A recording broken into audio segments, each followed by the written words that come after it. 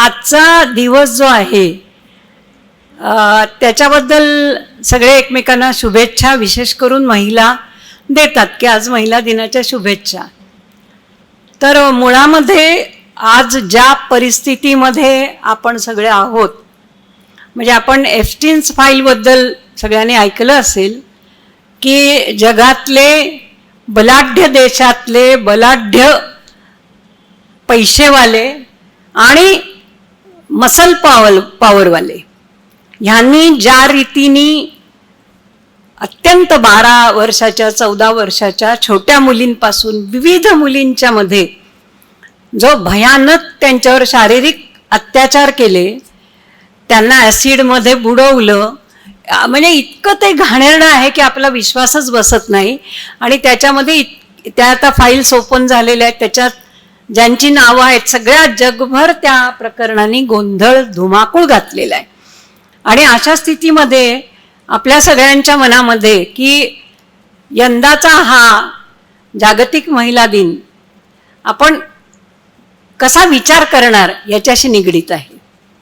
दुसरं म्हणजे आपण सगळ्यांनी बघितलं गेले 2 वर्ष पॅलेस्टाईनमध्ये ज्या पद्धतीने 70,000च्या पेक्षा जास्त माणसं मारली गेली. म्हणजे पहिला हल्ला झाला, पण त्याच्या आधीचा सगळा जो इतिहास आहे पॅलेस्टाईनचा तो भयावह आहे. म्हणजे कोणी अत्याचार केले ज्यूंवरती, ख्रिश्चन आणि ज्यूंचं नातं कसं, धर्मयुद्ध कशी झाली, हे सगळं बाजूला ठेवून ते इतके काळ तो प्रश्न चिघळत ठेवलेला आणि अखेरीस एक हल्ला त्यांनी केला. म्हणजे त्यांचे काय सिक्युरिटी सिस्टीम होती इस्रायलची हा सुद्धा आपल्याला प्रश्न पडावा की सगळ्या जगात एकदम स्ट्रॉंग असलेली ही सिस्टीम मोडून आतमध्ये हे तथाकथित पॅलेस्टाईनचे जे आत आले कसे आणि त्याचा अजूनसा छडा लागला कसा नाही. त्यानंतर जो काही अटॅक मोठ्या प्रमाणामध्ये पूर्ण उद्ध्वस्तीकरण आणि आता इराणचं उद्ध्वस्तीकरण, या सगळ्यामध्ये ज्या रीतीने महिला लहान मुलं मारली गेलेली आहेत, म्हणजे ते आपल्याला प्रचंड युद्धखोरी जी चाललेली आहे ते खूप मोठं आव्हान मला असं वाटतं महिला चळवळीचं आणि संवेदनाक्षम युद्धविरोधी लोकांच्या पुढचं पण आहे. कारण आताचा जो कालखंड आहे तो AI च्या जमान्यामध्ये ज्या रीतीने हल्ले होतात, ज्या रीतीने उद्ध्वस्तीकरण होतंय ते सगळं आपल्याला काळजीत ढकलणार आहे. तर ही आजची पार्श्वभूमी लक्षात घेऊन आपण मागे काय घडलं गतकाळामध्ये, कुठल्या गोष्टींच्या विरुद्ध आंदोलन केलं, तर मला मुद्दाम सांगायचं की 8 मार्च आधी नाही झाला. आधी एक कृती झाली की ज्या कृतीला वारंवार स्मरलं पाहिजे असं काही डाव्या विचारांच्या लोकांना वाटायला लागलं आणि त्याच्यामध्ये क्लारा झेटकिन होत्या. अमेरिकेत घडलं, म्हणजे जो ॲडव्हान्स देश आपण म्हणूयात, जो आज सुद्धा भांडवलशाही मधला पहिले घोषित झालेला, म्हणजे स्वातंत्र्य समता म्हणूयात, हा नारा जरी फ्रान्समध्ये झाला तरी पहिलं आपल्याच मायभूमीशी संघर्ष करून जो जन्माला आला तो अमेरिका, म्हणजे USA. तो USA हा देश कसा विकसित झाला, त्यांनी स्थानिक लोकांवर कसे अत्याचार केले, ही अगदी स्वतंत्र मोठी कथा आहे आणि मी त्याच्यावर पुस्तकच लिहिलेले 22 साली ते प्रसिद्धही झालं की अमेरिकेचा जन्म गाथा शौर्याची आणि अपरिमित क्रौर्याची. कारण स्त्रियांचा जो प्रश्न आहे तो कशाशी गुंफला गेलेला आहे, कशाशी निगडीत आहे, हे आपल्याला बघितल्याशिवाय ही चळवळ पुढे कशी न्यायची आहे या प्रश्नाचं उत्तर सापडणार नाही. कारण पहिल्यांदा 1857 मध्ये कारखानदारी आली, कारण अमेरिका डेव्हलप करायचा, म्हणजे टेक्निकली सगळे लोक समृद्ध आहेत, माहिती आहे, पण एक असा एवढा मोठा खंडप्राय देश त्यांनी गिळंकृत केला. इंग्लंडच्या वसाहती होत्या 13 आणि ते गिळंकृत केल्यानंतर तिथल्या स्थानिक इंडियन्सना तर बऱ्याच मोठ्या प्रमाणात मारूनच टाकलं. त्यानंतर जेव्हा इंडस्ट्रियलायझेशन सुरू झालं तेव्हा युरोपमधनं सगळीकडनं लोक बोलवावीच लागली, कारण ब्लॅक्सनाही खूप मोठ्या प्रमाणामध्ये शेतीमध्ये गुंतवलेलं होतं. म्हणजे शेतीतनं जे भांडवल तयार झालं त्याच्यामध्ये काळ्यांची अनन्वित पिळवणूक, नाही तर गोरे आणि काळे अशी दोन परस्पर विरोधी वर्णाची लोक एकत्र कुठे आली, अमेरिकेत कशी आली, हा मोठा उद्बोधक आहे. पण त्याच्यामध्ये इंडस्ट्रियलायझेशन जेव्हा सुरू झालं, औद्योगिकरण जेव्हा सुरू झालं, तेव्हा कापडधंदाही अमेरिकेत वाढायला लागला आणि कापडाच्या उद्योगामध्ये तयार कपडे तयार करण्यामध्ये मोठ्या प्रमाणामध्ये महिला असायच्या, पुरुषही असायचे. आणि हे करताना जे धागे वापरले जायचे त्या धाग्यांना आगी लागायच्या आणि कामगार महिलांनी पळून जाऊ नये म्हणून बाहेरनं दारं बंद असायची, कुलप घातलेली असायची. अशा स्थितीमध्ये बायका जळून मरायच्या. 1857 मध्ये अशा पद्धतीने बऱ्याच महिला जळून मेल्या होत्या. त्याच्या विरोधात म्हणून कामगार महिलांनी पहिला एक मोर्चा काढला. त्याच्यामध्ये जेमतेम खूपच कमी बायका होत्या. त्याच्यामुळे पोलिसांनी तो मोर्चा उधळून लावला, मारहाण केली आणि तो संपवला मोर्चा. त्याचा परिणामही झाला नाही समाजामध्ये. वास्तविक अमेरिकेमध्ये सुद्धा महिलांनी रस्त्यावर येणं याला परवानगी नव्हती, हे मान्य नव्हतं. महिलांनी भाषण करणं हे मान्य नव्हतं. आणि अशा स्थितीमध्ये हा पहिला जो मोर्चा निघाला तो दाबून टाकण्यात आला. त्यानंतर 1907 मध्ये अशाच पद्धतीने स्त्री कामगार जळल्यानंतर 15,000च्या वर महिला न्यूयॉर्कमध्ये रस्त्यावर उतरल्या. संख्या ही किती महत्वाची ठरते आणि त्याचा परिणाम खूप झाला. आणि मग कामगार चळवळीवरती त्याचे परिणाम झाले की कामाचे तास किती पाहिजेत, त्याच्यानंतर बायकांना हक्क काय पाहिजेत, सुरक्षितता काय पाहिजे, याची खूप मोठ्या प्रमाणामध्ये चर्चा पुढे आली. कारण समाजवादी विचारांची ट्रेड युनियन चळवळ सुद्धा अमेरिकेमध्ये होती आणि हा सगळा खूप मोठा वेगळा इतिहास आहे.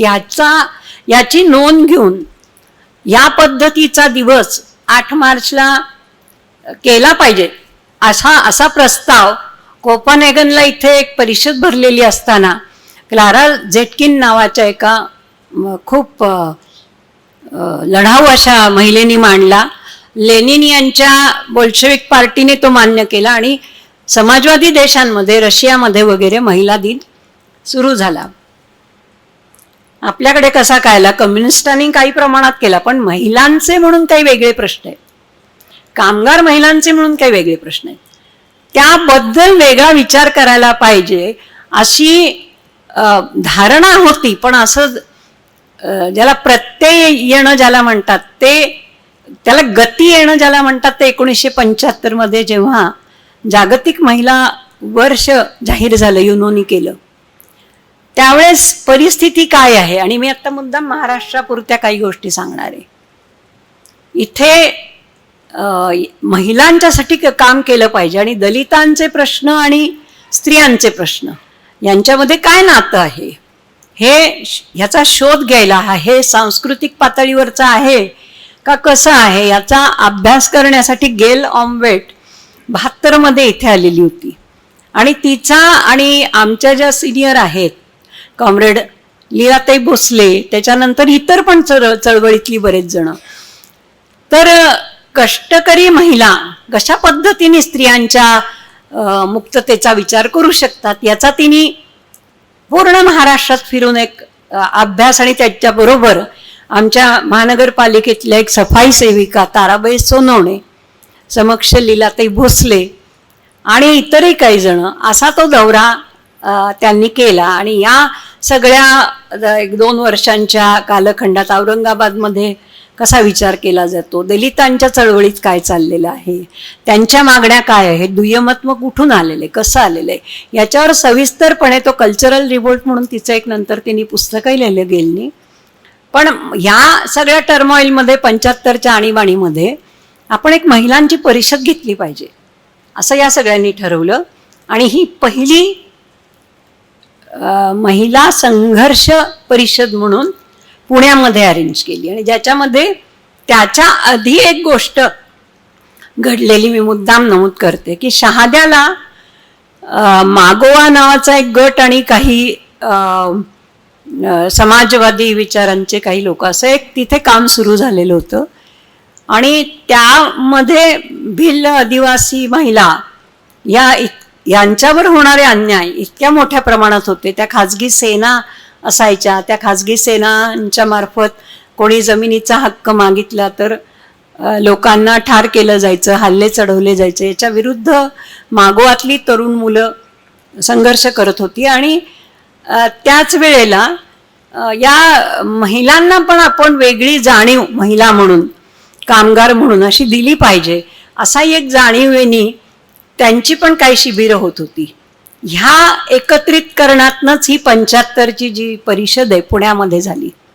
आंतरराष्ट्रीय महिला दिन तेव्हापासून आपण केला पाहिजे, ही उचलखाणं ज्याला म्हणतात, असं त्या परिषदेचं एक अंग होतं. आणि युनोनी जाहीर केल्यामुळे पण अशी एक भूमिका होती, का जाहीर केलं तर जे वासाहतिक देश होते त्या देशांच्या स्वातंत्र्य लढ्यामध्ये महिलांनी मोठ्या प्रमाणात भाग घेतलेला होता, म्हणजे त्या कुठे मागे नव्हत्या, याची नोंद घेतली पाहिजे. आणि हे जसं होतं तसं युद्धजन्य परिस्थितीमध्ये बायकांनी कारखान्यात मोठ्या प्रमाणात कामं केली, शेतीमध्ये केली, म्हणजे समाज सांभाळणं ज्याला म्हणतात ते सगळं महिला करू शकतात.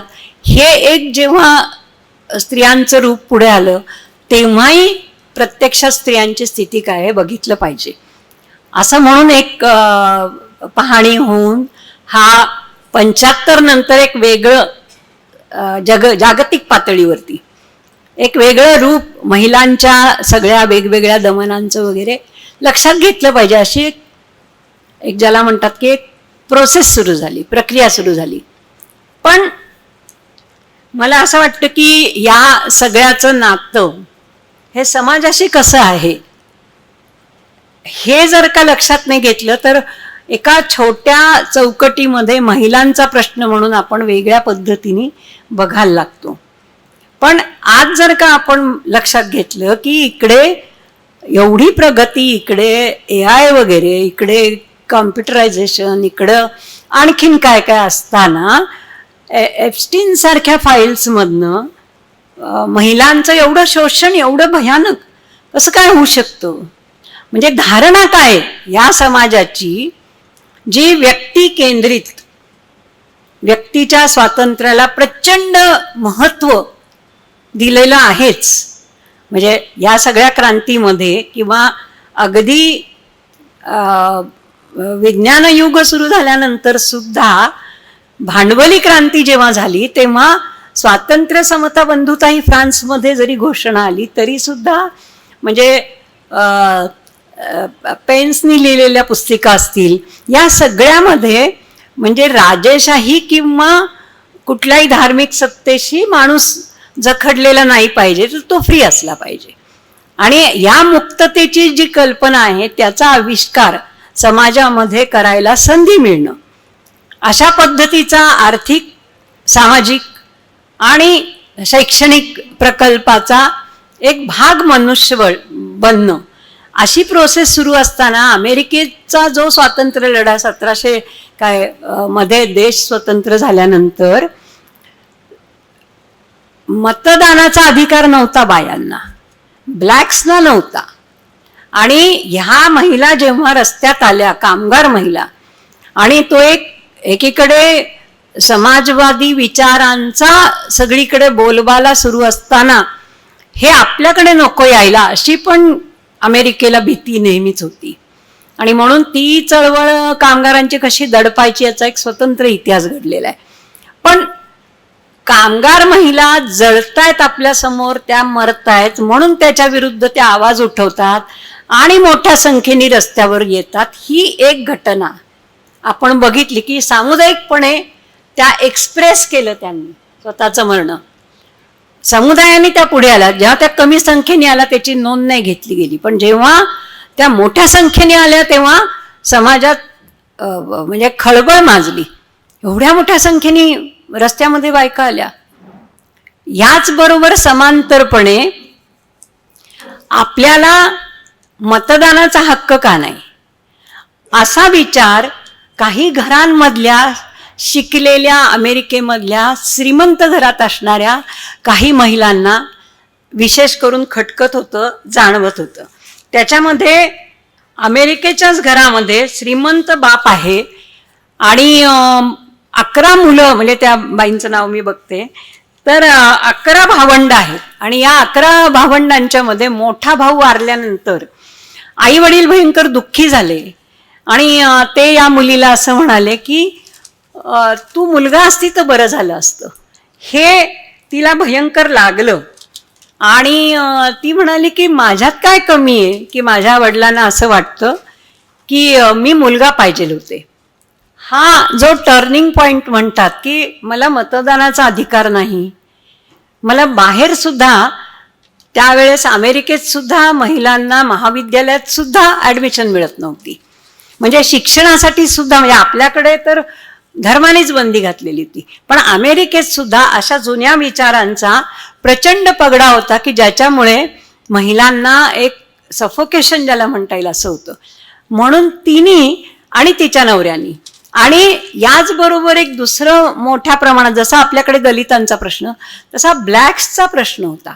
काळ्या लोकांना ज्या रीतीने गुलामगिरी आणि ज्या रीतीने अनन्वित अत्याचार, म्हणजे ते तर आपल्याला स्वतंत्र विषय होईल, तर ते ॲबॉलिशनिस्ट म्हणजे यांची मुक्तता झाली पाहिजे असा विचार असलेले पण बरेच वेगवेगळे जे प्रवाह होते ख्रिश्चन धर्मामधले, त्यातले काही असे प्रवाह होते की ॲबॉलिशन झालं पाहिजे गुलामगिरीचं आणि त्यांना सुद्धा मतदानाचा हक्क मिळाला पाहिजे. आणि मग एलिझाबेथ, तिचं नाव एलिझाबेथ केडी स्टॅटॉन असं तिचं नाव, तर तिने आणि तिच्या नवऱ्यांनी परिषद घ्यायचं ठरवलं की आपण या विचारावर परिषद घेऊयात, बोलूयात. आणि मग त्याला खूप अशा बायांच्या हक्कांबद्दल बोलणारे, इंग्लंडमध्येही या चर्चा होत्या, म्हणजे युरोपमध्ये वेगवेगळ्या ठिकाणी या चर्चा होत्या की बायांना समान हक्क नाहीये. मग परिषदेमध्ये ब्लॅक पण काही पुढारी आलेले होते आणि प्रस्ताव ठेवायचा की नाही की बायांना मतदानाचा हक्क मिळाला पाहिजे, तो प्रस्ताव सुद्धा ठेवता आला नाही त्या परिषदेमध्ये सुद्धा. आणि मग पुढचा जो टप्पा होता तो सतत परिषदा, सतत या मागणीभोवती विचार मांडणं, म्हणजे एक कृती कामगारांची जी सामुदायिकपणे रस्त्यावरती आली, जी मोठ्या संख्येने आली, आणि दुसरी कृती जी काही प्रमाणात म्हणूया सुखवस्तू घरांमध्ये असलेल्या महिलांनी स्वतःच्या मुक्ततेचा आवाज हा सामाजिक बंधनापर्यंत नेला की आम्हाला मतदानाचा अधिकार पाहिजे. आणि हा अधिकार फक्त असाच कोनाड्यात राहिला नाही, तर एक सुझान अँथनी म्हणून एक बाई होती, 1872 मध्ये तिने असं ठरवलं की मी आता अधिकार बजावणार, कारण अमेरिकन राज्यघटना ही सगळ्यात इक्वालिटी मानणारी राज्यघटना. आणि ते सगळं खूप इंटरेस्टिंग आहे, तर कसा विचार केला गेला, थॉमस पेन तिथे कसा आला आणि मग ती कशी घटना लिहिली गेली, हे सगळं आपण सगळा अभ्यास करायला खूप मोठं आव्हान आहे त्याच्यामध्ये. तर सुझानने असं केलं की आपण बजवायचा हक्क म्हणून ती चक्क चालत मतदान केंद्रात गेली आणि तिने मतदान केलं. तिने मतदान केल्यामुळे तिच्यावर खटला भरला, तिला अटक करायला पोलीस घरी आले. आणि ती तशी एक विद्वान बाई म्हणून प्रसिद्ध असल्यामुळे तुम्हाला आम्ही अटक करायला आलोय, एरवी गुन्हेगारांना अटक करायला जाणारी मंडळी ह्या आता विद्वान बाईला कशी अटक करायची याच्या गोंधळात पडले. आणि मग तिला 6 महिने तिला दंड ठोठावला, एवढे तुला डॉलर दंड. तर ती म्हणाली $1 सो मी दंड भरणार नाही, मी माझा अधिकार गाजवलेला आहे. आणि मग तिला 6 महिन्याची जेल झाली. आणि मग हा सगळा जो 1827 म्हणजे एंडिंगला सुरू झालेला हा सगळा झगडा 1920 मध्ये मतदानाचा अधिकार स्त्रियांना मिळाला. न्यूयॉर्कमध्ये मोठे मोर्चे काढले बायकांनी हातामध्ये प्लॅकार्ड्स धरून, म्हणजे जे कामगार बायकांनी आमचा जीव वाचवायचा म्हणून जो मोर्चा काढला, तर आम्हाला मतदानाचा अधिकार पाहिजे हे सांगण्यासाठी त्याच पद्धतीने आपण रस्त्यावर आलं पाहिजे. असा एक जणू काय संदेशच बायकांना मिळाला आणि मोठ्या प्रमाणामध्ये महिला जेव्हा न्यूयॉर्कमध्ये रस्त्यावर आल्या, भाषण करायची पण बंदी होती. तर भाषण करायला लागल्यानंतर सगळ्यांना एक मोठा अमेरिकन समाजाला सुद्धा धक्का बसला की हे काय आपण बघतो आहोत. तेच आपल्याकडे घटनेनी मतदानाचा अधिकार मिळाला आपल्याला. डॉक्टर बाबासाहेब आंबेडकरांनी स्वातंत्र्य चळवळीमध्ये गांधी नेहरूंनी हाक दिल्यानंतर महिला मोठ्या संख्येने आल्या. आणि आता जर का आपण बघितलं तर हा मिळालेला मतदानाचा हक्क आम्ही लाडकी बहीण म्हणून विकून टाकत असू तर प्रश्न फार गंभीर आहे असं मला वाटतं. म्हणजे एकीकडे आपल्याला किती 80 कोटीच्या वर धान्य वाटतो होता आपण आणि GDP खूप वाढलेला आहे, पण स्त्रियांची शिक्षण, स्त्रियांच्या आर्थिक परिस्थितीबद्दल बरीच आकडेवारी, म्हणजे भाषणामध्ये आकडेवारी द्यायला लागलं की लोकांना फार कंटाळा येतो. म्हणून मी ती आकडेवारीचं पण एक छाया दत्तारची पण एक पुस्तिका आहे की ज्याच्या आत्ताच काढलेली, की आर्थिक दृष्ट्या अतिशय क्रायसिसमध्ये मोठ्या प्रमाणात हा समाज आहे की ज्याची जाण असे 2 भाग पडलेले. उच्च मध्यमवर्गीय आणि मध्यमवर्गीयांना याबद्दलची जाण नाहीये की काय नक्की घडतंय तळामध्ये. हे घेतलं कसं जातं मतदानाचा यांना कळत नाही हो, असं जे म्हटलं जातं तर ते तितकंसं खरं नाही आहे. आता मी आणखीन एक नुकतंच घडलेल्या काही प्रसंगांच्या बद्दल, बदलापूरमध्ये सनसनाटी बातमी, म्हणजे अशा सनसनाटी बातमी म्हणून सांगितलं जातं की स्त्री बीज विक्री होते आणि ते मोठ्या प्रमाणामध्ये विकलं जातं वगैरे. तर मी तुम्हाला त्याचे जर का दर वाचून दाखवले तर आपल्याला धक्का बसेल की ह्यात नक्की काय आहे का फक्त सनसनाटी म्हणून आहे. कारण आर्टिफिशियली टेस्ट ट्यूबमध्ये गर्भधारणा म्हणजे गर्भ वाढवता येतो. स्पर्म्स आणि स्त्री बीज आणि पुरुष बीजाचा संयोग करून टेस्ट ट्यूबमध्ये काही काळ तो गर्भ नीट वाढतोय की नाही बघून नंतर बाईच्या योनीमार्फत तो गर्भाशयात गेला की तो तिथे वाढू शकतो. आपल्या देशातली, जगातली दुसरी म्हणतात ती दुर्गा, म्हणजे ते त्याच्यावर एक फिल्म पण आलेली होती. तर आता ह्या लोकांनी आणखीन टेक्निक पुढे गेलं, म्हणजे स्त्री बीज पण काढून घेता येतं आणि पुरुष बीज काढून घेऊन तो टेस्ट ट्यूबमध्ये तो वाढवता येतो आणि मग तो गर्भामध्ये सोडता येतो. तर याच्यामध्ये त्यांनी जो दर दिलेला आहे, गरजू मजूर महिलेचं स्त्री बीज किंमत 2 लाख रुपये, सुंदर महिलेचं स्त्री बीज 10 लाख. हे न्यूज 18नी जाहीरपणे सांगितलेले आकडे सांगते मी तुम्हाला. मॉडेल महिला स्त्री बीज 25 लाख, खेळाडू महिला 10 लाख 1 कोटी, उद्योजक अभिनेत्री. अरे असं तुम्ही सांगता टीव्हीवरनं, इज इट ट्रू? हे कोणी बघायचं? आणि वेश्या व्यवसायामध्ये मोठ्या प्रमाणात बायका ढकलल्या जातात. त्यांना जर का कमी पैसे देत, म्हणजे त्यांची पण पिळवणूक वेगवेगळ्या पातळीवरती, तो काय आता आपण फोकस म्हणून विषय केलेला नाही. तर एखादी बाई म्हणेल की 1-2 अंडी विकली तर चालतील मला. पण याचा अर्थ काय? ही आकडे खोटेच असतील, कदाचित याच्या मागे अजून पण काही राजकारण असू शकेल की काही अजून आकर्षित करता आली लोकांना. तर पण महत्वाचं काय की बाजार आहे, विकत घेणारा बाजार आहे. स्त्री बीज आणि पुरुष बीजातनं जे संयोग होतो ती प्रक्रिया म्हणून ते IVFचं जे सेंटर असतं तिथे लोक नंबर लावून जातात. का जावं लागतं असा जर का तुम्ही प्रश्न विचारलात तर आजची जी चंगळवादी जीवन प्रणाली आहे त्याच्याकडे आपल्याला जावं लागतं. आणि बरेच वेळा सिगरेट, दारू, पार्ट्या, अमकं तमकं, चैन चंगळ, उशिरा लग्न, या सगळ्यातनं बरेच वेळेला फलन क्षमता म्हणजे अंडी तयार होण्याची क्षमताच कमी व्हायला लागलेली आहे. आमच्या एका डॉक्टर मित्रांनी त्याचे पण मला, अरुण गजरेंनी मला काही आकडे सांगितलेले आहेत. सांगायचा मुद्दा असा आहे की एकीकडे असा एक मोठा चंगळवादी एक समुदाय आहे की जो स्वतःच्या बद्दल, अस्तित्वाबद्दल, इतरांच्या बेफिकीर झालेला आहे. आणि जी गरीब मोठ्या प्रमाणात जनता आहे ती हतबलपणे काही पण करायला तयार झाली. असं काही आहे का, याचा आपल्याला शोध घ्यावा लागेल. हे शोधायला लागेल की हे काय प्रकरण आहे असं. म्हणजे बदलापूरचं तर मागच्याच वेळेस झालेलं आहे आणि त्या महिला आयोगाच्या पण त्याच्यामध्ये आम्ही चौकशी करू वगैरे जाहीर मोठ्या प्रमाणात झालेलं आहे. पण हे मला अतिशय त्रासदायक वाटलं अशासाठी की बाजारात काय आलेलं नाहीये. बाजारामध्ये एकनिष्ठा, प्रामाणिकपणा, दिलेला शब्द हे सगळं विकायला काढलेलं आहे. न्यायव्यवस्था, अमकं तमकं तमकं हे सगळं विकलं जातं आणि खरेदी केलं जातं. काय आपण बघतोय. नाहीतर निष्ठा, तुम्ही ज्या पक्षाला मत देता त्याची ती निष्ठा त्या विचारांवर नसते, त्या आश्वासनांवरही नसते आणि कशावरच नसते. म्हणून तर तो टुणकणी उडून मारून काही कोटींच्या वरती दुसरीकडे जातो. तर मला असं वाटतं की हे स्त्रियांच्या देहापाशी जे येऊन ठेपलेलं आहे ते फार गंभीर आहे.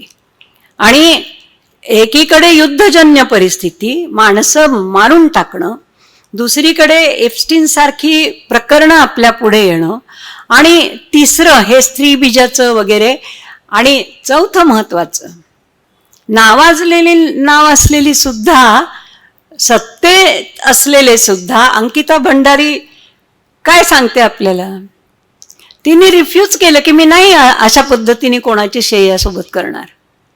तर तिला कंपल्शन करून मारून टाकलं जातं. त्याच्यानंतर अशा कितीतरी घटना आहेत की ज्याच्यामध्ये म्हणजे बाईवरती फलटणला पण एक मध्यंतरी झाली होती, तिला मारून टाकली. म्हणजे मोठ्या संख्येने रस्त्यावर उतरलं तर तुम्हाला न्याय मिळू शकेल, तुमच्याशी चर्चा होऊ शकेल, अशी परिस्थिती आहे. असं आहे का, प्रश्नचिन्ह आहे. आणि म्हणजे आपण गांधीवादावरती विश्वास ठेवला तरच आपण मोठ्या संख्येने एकत्र जमून काहीतरी विचार चर्चा करून काहीतरी कृती कार्यक्रम ठरवू शकू. पण जर का आपल्याला स्टेट पॉवरच्या बरोबर काही करायचं असेल तर ते कसं करता येईल. कारण आपल्या समोर हे चाललेलं आहे. राम रहीम अत्याचार करत होता, अजून कोण के ते बुवा 2-3 आहेत तुरुंगामध्ये, हो आसाराम बापू वगैरे, आणि ते मारून पण टाकत होते आणि त्यांना पॅरोलवरती ते अनेक वेळा सोडतायत आणि त्याच्या विरुद्ध 2 महिला तक्रार करू शकतात. हे मला मोठं वाटतं की आमच्या मर्जी विरुद्ध या माणसाने आम्हाला बलात्कार केले आमच्यावरती. हे बोललं, ज्या पत्रकारांनी ते प्रकरण बाहेर काढलं त्याचा पण खून झाला. म्हणजे राजरोसपणे आपल्या भोवती जे चाललेलं आहे ते स्त्रियांचं शरीर सुद्धा युद्धभूमी झालेली आहे. म्हणजे मी बलात्कारावरती जे पुस्तक लिहिलं की कुठे धडक घ्यावी लागते, मग आपल्याला धडक कुठे घेता येते. म्हणजे उदाहरणार्थ अगदी सगळ्या खऱ्या गोष्टी मी त्याच्यामध्ये घेतलेल्या आहेत. म्हणजे मथुराची केस असेल, त्याच्या आधीची असेल, आणि पुण्यामध्ये घडलेली नैना पुजारीची असेल. ते बलात्कार कोणी केले, ते कॅबच्या ड्रायव्हरनी केलेले. कॅबमधनं मुलीला पळवून न्यायची, तिच्यावर रेप करायचा, तिचं कार्ड काढून घ्यायचं ATMचं आणि तिला मारून टाकायची. हे नैना पुजारीचं झालं, बंगलोरमधल्या प्रतिभा मूर्तीचं झालं, दिल्लीमधल्या 2 मुलींचं झालं. ही कनेक्टिव्हिटी आपल्या शहरीकरणाशी आहे. आणि म्हणून मला असं वाटतं की हा प्रश्न जो आहे तो स्त्रियांचा म्हणून असला तरी तो आपल्याकडे मोठा गुंतागुंतीचा झाला. एकीकडे काय आहे की वंशश्रेष्ठत्व, जातश्रेष्ठत्व, योनिशुचिता हे सगळं एकत्र घातलेलं आहे. दुसरीकडे हे फलित बीज कोणाचं असेल याची काही खात्री नसताना सुद्धा त्या कपलला ते देणं, म्हणजे कुठल्या जगात आपण वावरतो आणि कसले प्रचार करतो, आपलं माध्यम कसलं प्रचार करतं. काल मी एका सिनेमा काढणाऱ्या बाईशी बोलले, म्हणजे तिचा तो गाजलेला सिनेमा समृद्धी पोऱ्यांचा, मला आई व्हायचे. तर मी हे सगळं वाचता मला काहीतरी हे माहिती आहे ना बदलापूरचं, तर हे सगळं आहे, पण तुम्हाला माहिती आहे का की मुस्लिम पुरुष हे जास्ती स्पर्म्स डोनेट करतात, म्हणजे विकतात. म्हणजे स्पर्म्सच्याद्वारे असं काही धर्म ट्रान्सफर होतो का? म्हणजे कुठले काय काय म्हणायचं आपण याला? म्हणजे एकीकडे अज्ञान, एकीकडे संपत्तीचे मिळालेले अधिकार, तथाकथित मिळालेलं शिक्षण, आणि समाजाकडे बघण्याची तुच्छता. कष्टकरी महिलांच्याकडे तर कष्टकरी समाजाकडेच बघण्याची. हा चॅलेंज आहे. हा चॅलेंज शिकलेली लोक किती स्वीकारतील आणि ज्यांच्या जीवनाशी हा व्यापलेला आहे ते किती स्वीकारतील, असा मला खूप महत्त्वाचा प्रश्न वाटतो आजच्या सगळ्या सिच्युएशनमध्ये. आता अनेक प्रकारच्या मागण्या केलेल्या आहेत, अनेक प्रकारच्या गोष्टी घडत आहेत. त्याच्यामध्ये म्हणजे घरात जी कामाला मोलकरणी येते, म्हणजे असं झालं की शहरीकरणामध्ये तर हा जो सगळा म्हणजे डाटा माझ्याकडे खूप आहे आणि डाटा देत तुम्हाला प्रूफ करण्याचं काही मला आवश्यकता वाटत नाही, आणि म्हणून मी तो डाटा लिहून वगैरे काही हे असं चालेल. पण मोठ्या प्रमाणात शिक्षणाची परवड आहे. शहरीकरणामध्ये निम्मी लोकसंख्या आपली झोपडपट्ट्यांमधनं राहते, आणि आज मोठ्या संख्येने आपण पुण्यात बघतो एवढ्या 30-30 मजली इमारती उभे राहत आहेत, आणि भयंकर शहर असं अपवर्ड वाढतंय, उंच होत चाललेले. पण खाली पाणी पुरवठा, ड्रेनेज, अमकं तमकं तमकं, त्याचं काय आहे हे मला सुद्धा आश्चर्य वाटतं की हे कसं करणार आहेत सगळं. आणि मग त्याची स्वच्छता वगैरे, होणारा कचरा, हे सगळं जे करतात ती सगळी म्हणजे दुर्दैवाने खालच्या जाती जमातींची आणि नाडलेली तसंही म्हणता येणार नाही, पण ते कंत्राटीमध्ये ढकललेले आहेत. म्हणजे त्यांना जीवनाची शाश्वती आम्ही देणार नाही. आताच्या सगळ्या राजकारणामध्ये नक्की AI आल्यानंतर काय होणार याचा आपल्याला अंदाज नाहीये, कारण टेक्नॉलॉजीमध्ये आपण अतिशय मागे आहोत.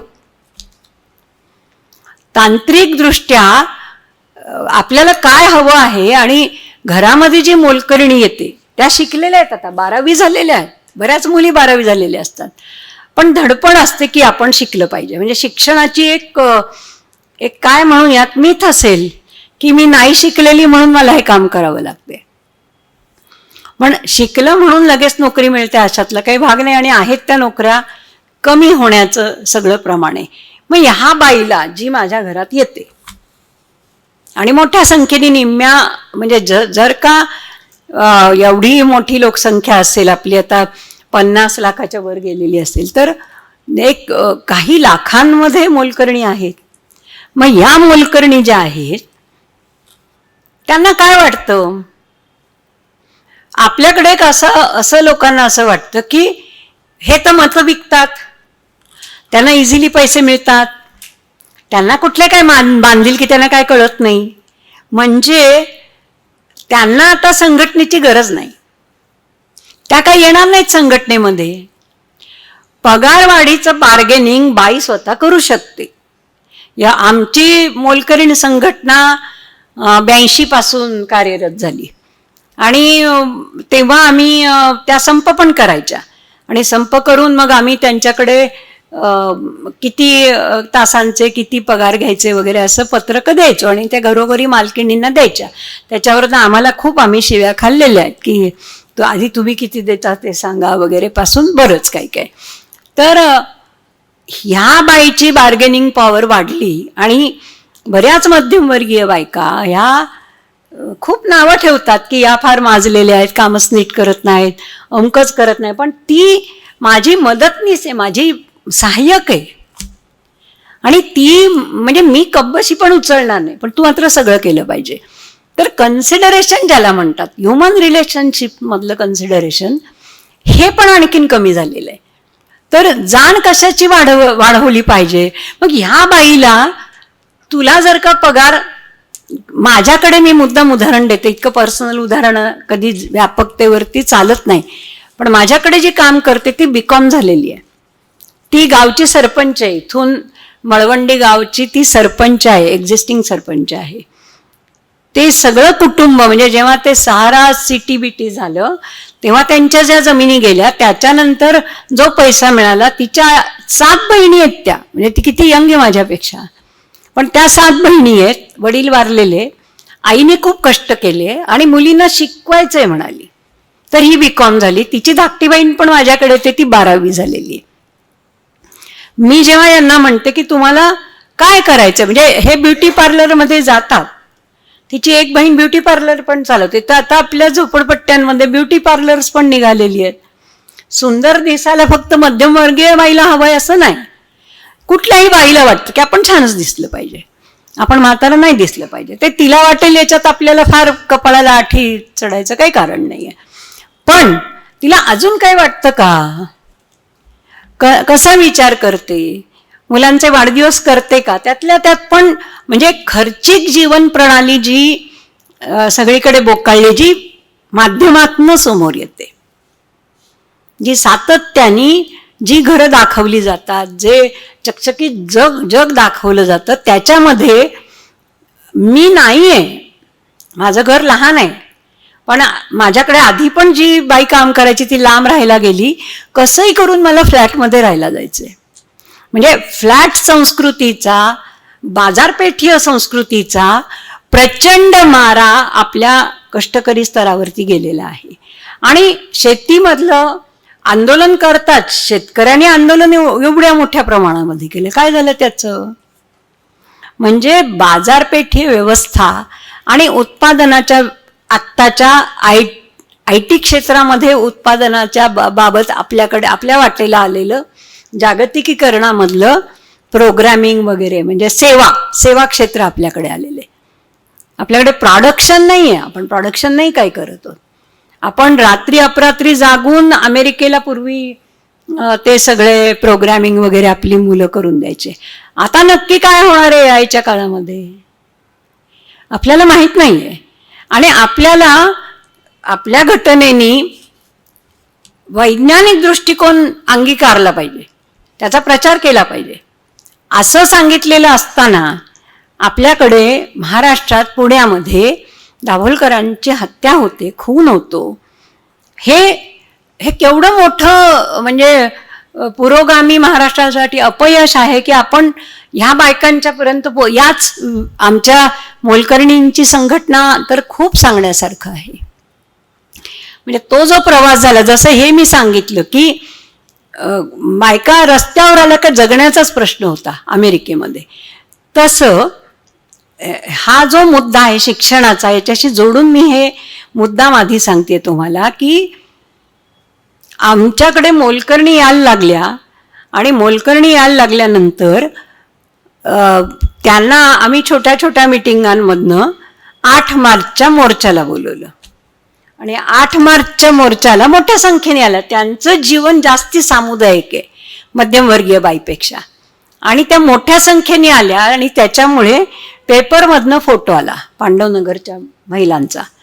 तो फोटो बघितल्यानंतर त्या वस्तीमध्ये एवढी प्रचंड दहशत होती. बेकायदेशीर जमीन ॲक्वायर केली होती, देवस्थानची जमीन, फर्ग्युसन कॉलेजच्या मागची पांडवनगरची जागा, आणि ती ॲक्वायर केल्यानंतर तिथे पाणी मिळू देणार नाही. संडासांमध्ये हे लावलेले दारूचे गुत्ते, 25 घरं होती गुंजाळांची, पण दहशत सगळी होती. ने कोकणातनं मावळातनं आलेल्या गरीब बायका धुण्या भांड्याची कामं करायच्या. तर त्या मिटिंगांमध्ये म्हणायच्या की आमच्या घरांचं काहीतरी सोडवा, आम्हाला कुठेतरी एखादी घरच बांधून द्या. तर ते काय आहे प्रकरण हे 8 मार्चला त्या जेव्हा मोर्चात आल्या, दुसऱ्या दिवशी फोटोत सगळ्या अगदी क्लिअर दिसत होत्या पांडवनगर मधल्या बायका. त्या गुंजाळ अक्कांनी तो पेपर हातात घेतला आणि पहाटे 6 वाजल्यापासून ती शिव्या देत सर्व वस्तीमध्ये तिने दणादण मारायला सुरुवात केली. रांडा कुठे जात आहेत ते कळलं आता मला. म्हणजे तो एकीकडे आम्ही असं ठरवलं की त्यांना भाडं वसूल करण्याचा अधिकारच नाही या गुंजाळांना, तर भाडं देणं बंद करा, कोर्टात बघा जमिनीची मालकी काय आहे. आणि हा 1.5 वर्ष संघर्ष पांडवनगरमधल्या महिलांच्या नेतृत्वाखाली झाला. त्यांनी दारूविरुद्ध वगैरे आम्ही तर खूप आंदोलनं केलेली आहेत, पण ह्या लढ्यामध्ये पुरुषांना मनाई केली त्यांनी, आमच्या मीटिंगांना येऊ नका तुम्ही, कारण तुम्ही दारू तिथे जाऊन पिता आणि तिथे बरळाल आणि आम्ही आता हे उचकटून काढणार आहोत. सामुदायिकपणे एकत्रित येणं आणि आपल्या प्रश्नांना सामोरे जाणं, हा एक भाग जरा कष्टकरी समुदायामध्ये जसा दिसतो तसा दुसरा भाग आहे. की म्हणजे मला असा मुद्दा सांगायचा की एक व्यापक स्वरूपामध्ये अस्तित्व दाखवून महिलांनी आपल्या मागण्यांसाठी लढे केले. म्हणजे खूप ठिकाणी मी बऱ्याच बायकांशी बोललेले की बाळनागर पाहिजे, बाळणपणाची रजा पाहिजे, याच्यासाठी केमिकल इंडस्ट्रीतल्या मुंबईतल्या बायकांनी संप केले, आंदोलनं केली. आता पुरुषांना पण बाळणपणाची रजा म्हणजे काहीतरी खूप मोठं झालं असं, पण जॉबच कुठे आहेत असले सिक्युअर्ड जॉब, सरकारी तर नाहीच आहेत अजिबात. तर हा जो सगळा भाग आहे की महिलांचं सामुदायिक अस्तित्व हे कष्टकरी स्तरातनं जसं पुढे येतं तसं घराच्या चौकंडीमध्ये जे बारीक सारीक प्रश्न असतात त्या सूक्ष्माचं आणि या बाहेरच्या व्यापकपणे चालणाऱ्या आंदोलनांचा आपल्याला मेळ घालता येतो की नाही, हा मला खूप महत्वाचा प्रश्न वाटतो.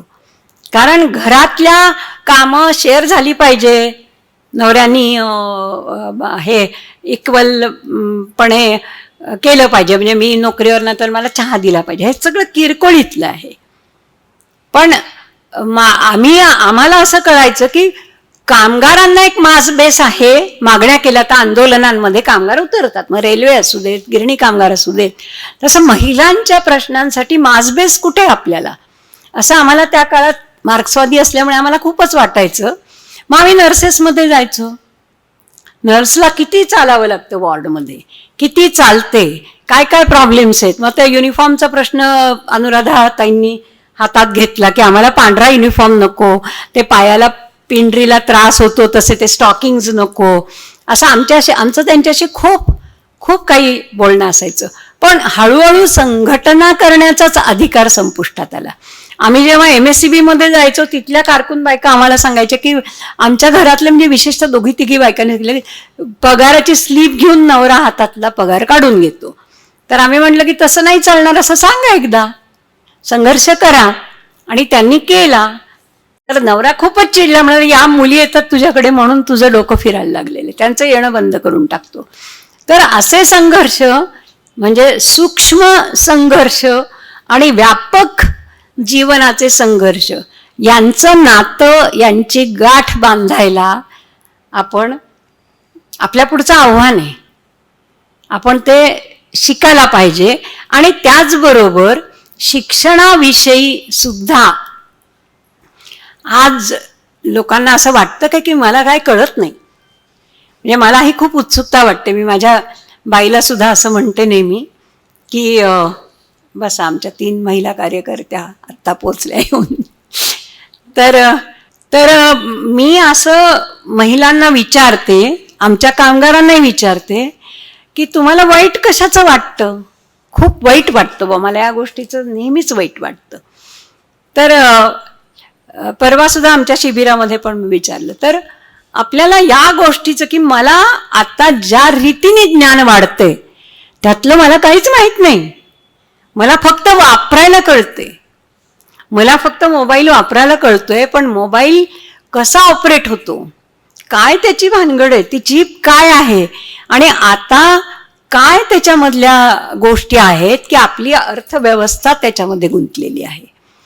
हे इतकं मोठं आव्हान आहे की ते पोचवणं म्हणजे एकीकडे सूक्ष्म पातळीवरचे अन्याय जे बऱ्याच वेळा घराच्या आतमध्ये किंवा क्लोज याच्यामध्ये घडतात, ज्याच्याविषयी बोलायला बाईला संकोच वाटतो किंवा सांगणं अवघड जातं, म्हणजे छेडछाड काढली तरी सांगणं अवघड जातं, पण त्याच्या विरुद्ध आवाज उठवतच आपल्याकडे विशाखा जजमेंट आलं. आमची युनियन पहिली असेल बहुतेक विशाखा जजमेंटची अंमलबजावणी करणारी, कारण एका शिपाईन बाईला अधिकाऱ्यांनी काहीतरी असं छेडछाड केल्याची तिची तक्रार आल्या ते नुकतंच आलेलं होतं जजमेंट. म्हणजे जे वैयक्तिक पातळीवरच्या संघर्षाचं येतं ते समुदायापर्यंत नेणं हे आपल्याला खूप करावं लागतं संघटना बांधल्यानंतर. म्हणजे आम्ही जर का स्त्रीधनाचा कायदा आहे आणि मला नवरा नांदवत नाही, असं तरुण मुलगी येऊन आमच्या महिला संघटनेत सांगायची, मला नवरा नांदवत नाही, मग आपण तुझा पोडगीसाठी दावा करूयात. त्याची पोडगी काय खायची, तो 4 लोकात सांगत राहील की माझी पोडगी खाते म्हणून. मग काय करायचं? मग माझं भांडकुंड मला पाहिजे काही झालं तरी. आता तुझं भांडकुंड पाहिजे तर एक जजमेंट आलेलं होतं, विशाखा नाही सांगते, तर त्या जजमेंटनुसार स्त्रीचं मानधन ती कुठेही कधी कसंही नेऊ शकते, काढू शकते. ते जजमेंट आम्ही हातात घेतलं आणि म्हणलं चल, तुझं घर कुठे? देहू रोडला, नाही नगर रोडला, आणि बापाचं घर देहू रोडला, म्हणजे पुण्याची 2 टोकं. तुझ्या आईला लग्नात कोण कोण आले होते ना, आई, मावशी, काकी, त्या 2-3 बायका घे बरोबर, आम्ही 2-3 येतो आणि दुपारच्या वेळात जाऊ. म्हणजे आपण सगळी, मला सांगायचा मुद्दा आहे की जेव्हा तुम्ही एखादी गोष्ट व्यवहारात घडवायची असं करायला लागतात तेव्हा तुम्हाला खूप गोष्टी प्लॅनिंग कराव्या लागतात. मग घरात आत्ता कोण कोण असेल, सासू एकटीच असेल, मग तू जाशील ना, तुला जाता येईल ना? तर हो जाता येईल. मग आईला बरोबर घे, 2 पोती घे, मग आपण रिक्षा करू. मग आम्ही रामवाडीमध्ये गेलो आणि तिला म्हटलं जाता घुस, जमुना दाभाडे असं त्या मुलीचं नाव. मग ती गेली घरामध्ये आणि तिने भराभरा जेवढी मांडणीवरती स्वतःची भांडी होती ती काढली आणि पोत्यात भरली. आणि मी आणि मेधाई होती, शुभदा पण होती, आम्ही बाहेर थांबलो दारामध्ये की आता ही आणून, म्हणजे हिला मदत करायची, त्याची लिस्ट करायची, पोलिसांना सांगायचं की हे जजमेंट याच्याप्रमाणे तिने तिचं स्त्रीधन घेतलेलं आहे. तर ती सासू इतकी गडबडली की अशी हे आत येईल आणि ती असं सगळं भांडकुंड काढेल असं अपेक्षाच नाही. आणि हिने 1 पोतं भरलं, आईच्या हातात दिलं, दुसरं पोतं आणायला गेली आणि ती रिक्षेच्या आधीच ह्या सासूनी काय केलं की त्या दोघींची, मायलेकींची डोकी असे बगलेत, केस असे धरलेले आणि डोकी अशी दाबून धरली आणि त्या ओरडतायत आणि ते पोतं सैल झालं आणि ती शिव्या देते, असा सीन. आणि आम्ही बाजूला, आम्ही काही घरात शिरलो नाही का, आपल्याला ट्रेसपासचा गुन्हा लागेल आपल्यावरती. मग आता यांना कसं सोडवायचं म्हणून आम्ही चक्क गुदगुल्या केल्या त्या सासूला आणि तिचं मूठ सैल झाली आणि मग या रिक्षेत बसल्या आणि मग ते स्त्रीधन गेलं. स्त्रीधन गेल्यानंतर रात्री आम्ही त्यांना सांगितलं होतं मुलीच्या वडिलांना की तुम्ही दाभाड्यांना की तुम्ही फोन करा, काही प्रॉब्लेम आला तर. मग त्यांचा फोन आला तेव्हा मोबाईल वगैरे नव्हते की ते पोलीस येऊन सगळं घेऊन गेले. अरे तिच्या हक्काचं नेलं. आम्ही काय म्हणायचो की चौकीपासून सुरुवात करायची, एकदम कमिशनरला नाही भेटायचं, खाली काय काय चालतं हे बघितलं पाहिजे. आणि मग आमच्या असं लक्षात आलं की ते म्हणलं ते तुमच्यावर सुद्धा आम्ही ट्रेसपासचा गुन्हा दाखल करू, तुम्ही समजलात काय. मग ते सगळं जजमेंट दाखवलं आणि मग त्यानंतर वरच्या लोकांना मग ते जसं नेलं तसं आणून पोचवा. मुद्दा असा आहे की कुठल्याही गोष्टीचं इम्प्लिमेंट करताना आपण जर का सामुदायिकता त्याची लक्षात नाही घेतली तर मला असं वाटतं की हा आयसोलेट पद्धतीने प्रश्न सुटेल असं होणार नाही आहे. याची आपल्यामध्ये पण जाणीव पाहिजे की आम्ही आमचं बघून घेऊ, आम्ही आमचं करू, आम्हाला काही कशाची गरज नाही आहे. तर हा सगळा जो प्रकार म्हणजे बीज अंड विकणं, त्याच्यानंतर त्याही कपलची फसवणूक करणं, ह्याची पाळंमुळं, ह्याचे दृष्टिकोन हे आजच्या जीवन प्रणालीशी, आजच्या राजकारणाशी, आजच्या अज्ञानाशी पण जोडलेले. का डार्विन शिकवायचं नाही, का विज्ञानाचं ज्ञान द्यायचं नाही, कसलं गोबर आणि गोमूत्रमध्ये आपण अडकलोय. आपण काय देणार, ज्ञान काय देणार लोकांना. तर ह्याचं कुठेतरी वैषम्य वाटलं पाहिजे की आपल्याला एक कळत नाही. व्हॉट्सअप युनिव्हर्सिटी चालते म्हणजे काय, सोपं आहे ना, use and throw. Technology use and throw हे आपल्याकडे सगळ्यांपर्यंत पोचतं, पण पुढचं पाऊल कधी टाकणार आपण. आणि तो आपल्या मुक्ततेचा, स्त्रियांच्या मुक्ततेचा सुद्धा सावित्रीबाई आणि ज्योतिबांचा वारसा पुढे चालवायचा असेल तर क्षणोक्षणी गुंतागुंतीचं होत चाललेलं ज्ञान आमच्यापर्यंत आलं पाहिजे. आणि हे सामुदायिकरित्या आम्ही म्हटलं पाहिजे की आमचं अज्ञान आम्हाला दूर करायचं आहे. आम्हाला आमची ताकद काय आहे, काय करतं स्टेट. डायरेक्टली पैलवान मुलींना काय केलं, आपण सगळ्यांनी बघितलं. म्हणजे पार्लमेंटच्या समोर त्यांच्यावर हल्ले केले पोलिसांनी, केसाला धरून काय कमी केलं होतं त्यांनी? शांततापूर्ण आंदोलन केलं होतं. अशा किती शेतकऱ्यांनी काय केलं होतं? खिळे ठोकले, हे केलं ते केलं. म्हणजे स्टेट पॉवर्स जगभरातल्या या इतक्या मस्तवाल आहेत, तिथे ते लोक कधीच जागं होणार नाही का की आपण बेगुन्हा लोकांना हल्ले करतोय? आपलं न्यायव्यवस्था जिथे असं म्हणते की मला परमेश्वराने सांगितलं मी काय करणार, त्या आपण म्हणजे हा आजचा आपल्या भोवतीचं जे वातावरण आहे ते आपण एकमेकांना खूप अवघड परिस्थितीमध्ये भेटतो आहोत. आपल्याला अंदाज नाही आहे का जे डील्स चाललेली आहेत या सरकारची, ती डील्स आपल्याला कुठे घेऊन जाणार आहे. आणि हे असले एप्स्टीन फाईल्स आणि त्याच्यामध्ये आपली पण कनेक्शन्स असणं हे अतिशय धक्कादायक आहे. आणि स्त्री शरीराचा बाजार हा सुद्धा एक ॲक्सेप्टेड फॅक्ट असली पाहिजे असं जेव्हा बोललं जातं की सेक्स वर्कर म्हणून त्यांना ट्रीट केलं पाहिजे, तरी गंभीर गोष्ट आहे असं मला वाटतं. आणि खूप असे एकात एक गुंतलेले असंख्य प्रश्न आहेत जे नात्यासंबंधांचे आहेत, जे कुटुंब व्यवस्थेचे आहे, जे अज्ञानाशी जोडलेलं आहे. ते शेवटचा मुद्दा सांगते आणि थांबते मी, की अहमदाबाद एअर क्रॅश झालं, विमान पडलं, थोडं उडालं आणि पडलं आणि आपल्यासमोर 140च्या वर किती 152 लोक, 165 ती बाहेरची धरून जळून खाक झाली, जळून खाक झाली. आपली किती लोक आपण विमानाने प्रवास करतो. आणि त्यानंतर अजित पवारांचं पण विमान, ते रनवे कसा पाहिजे, काय टेक्नॉलॉजी सायन्स याच्याबद्दल आपल्याला काही घेणंच नाही आहे. म्हणजे पायलट्सना सुद्धा काय प्रोग्रॅमिंग केलेलं आहे. पायलट असोसिएशनने आवाज उठवला जेव्हा त्या सुमित सबरवालला दोषी धरण्यात आलं की हे दोषी आहेत, ह्यांच्यामुळे हे सुसायडल टेंडन्सीचे होते म्हणून अपघात झाला, असं जेव्हा हे बोईंग कंपनी म्हणायला लागली तेव्हा त्याच्या विरुद्ध आवाज सॅम थॉमस वगैरे जे आहेत पायलट असोसिएशन त्यांनी उठवला.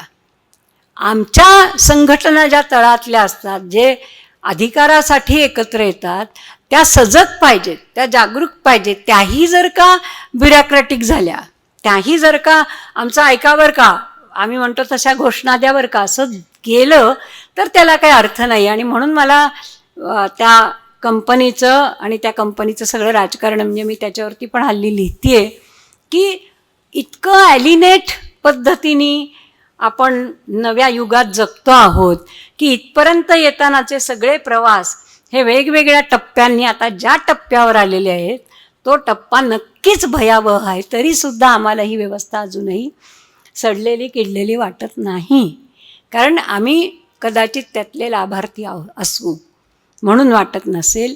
पण मला स्वतःला खूपच अस्वस्थता येते. आणि मी आजच्या व्याख्यानाकडे की हे शेअर करण्याचा ऑडियन्स म्हणून बघत होते, म्हणून मी फार काही तयारी करून आले नाही की हा कागद, ही आकडेवारी, हे नाव. मी म्हटलं जे सुचेल ते बोलूयात, कारण खूप गोष्टी अशा गुदमरून टाकणार आहेत आपल्या भोवती. अज्ञान हे त्यातलंच आहे आणि एक्सप्लॉयटेशन हे त्यातलंच आहे. म्हणजे आमच्याच झाडूवालीला जर का किती असेल का आता मीना पगार, म्हणजे जी सिनियर आहे तर, आणि कंत्राटी बाईला किती दिला जातो.